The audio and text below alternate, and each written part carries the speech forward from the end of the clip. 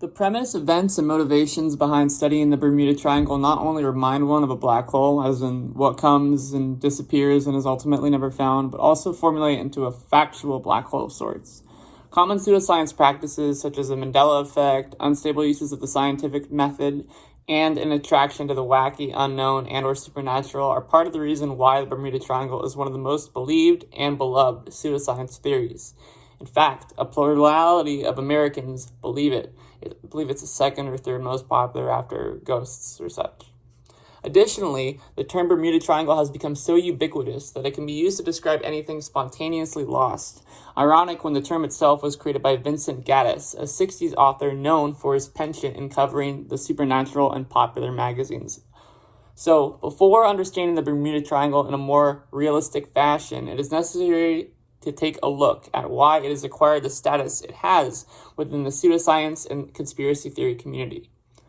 Most of this comes down to four main examples that are starting to be disproven, in the process of being disproven, or are already disproven, just sometimes without the proper kind of PR behind it. But there are some recent disappearances that have caused quite the stir.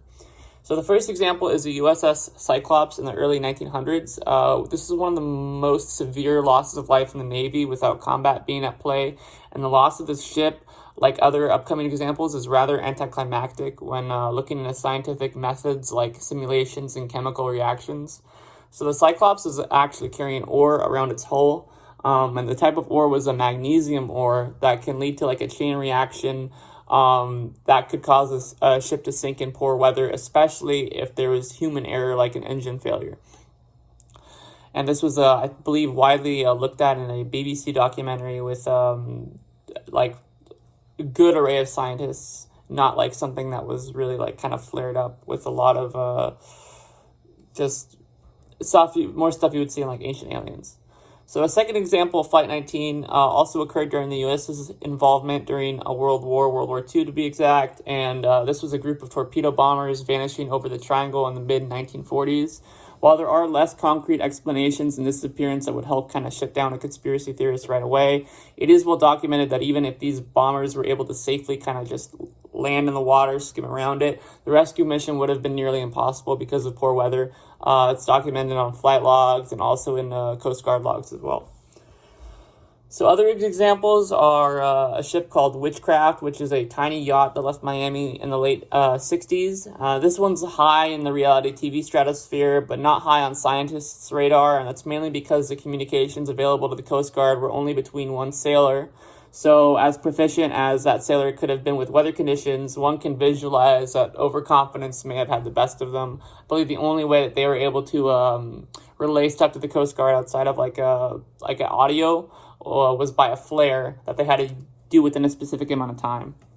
Also, with this example in mind, Alexander Doba, who's a high-level kayaker, trekker general, he paddled through areas of the Bermuda Triangle decades later and did not remark that he saw anything supernatural or out of the ordinary, this being no sign of compass malfunctions, and on top of the compass malfunctions, the Bermuda Triangle lacks anomalies on the magnetic map. So he just commented upon its journey, as tough as it was, that the currents were out of control. So this practical death wish actually serves as good evidence to why the Bermuda Triangle's conspiracies are usually embellished and overhyped.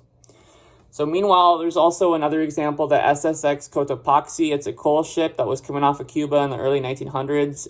It's kind of the dark horse of the Bermuda Triangle lore in the sense that debris was not only just found, actually very recently, about 2 years ago, but marine biologists were able to piece together that the ship was in need of repair and that going into an area known for bad weather might not be the wisest idea. So they had flight logs that were hundreds of years old, or flight logs. They had repair logs, that were hundreds of years old, kind of even tax logs and stuff, and they're kind of able to assemble a greater picture of it. So with all these mentions of bad weather and storms, there is no better time than to dive into the science of why the Bermuda Triangle is intimidating to ships big and small. One simple phenomenon explains this and has been simulated from everything from Legos to energy facilities. It's called rogue waves, and they have the potential to split boats in half. In the open sea, storms lead to currents getting so uncontrolled that practically any ship is at stake of sinking. And since the process is so sudden and violent, there usually isn't much time to send a warning signal to the Coast Guard, if at all. The Coast Guard has also contributed to this phenomenon to why wreckage and debris is so hard to find in the Bermuda Triangle. So even with a scientific conclusion that settles down many theories, scientists are still looking at other opportunities for answers. For instance, methane craters are still being studied as they have harbored oil workers. Rogueways are still the clear winner because they can show up on satellites.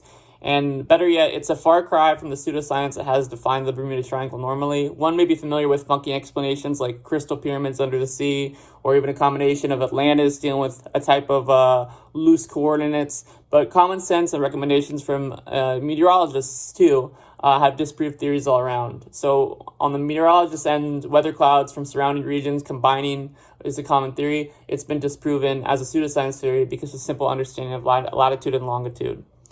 So lastly, the Bermuda Triangle is, of course, entertaining in the context of a low-budget show that rails off the name of swashbucklers or zany hosts more than it does scientists. But normalizing the mystery is why pseudoscience generally continues to persist as a whole. It is a great argument to be made that rogue waves are just as astonishing as something fictitious, especially with those who have braced the Bermuda Triangle, lived to tell the tale, and survived with no clickbait frills attached. Thank you for watching the presentation.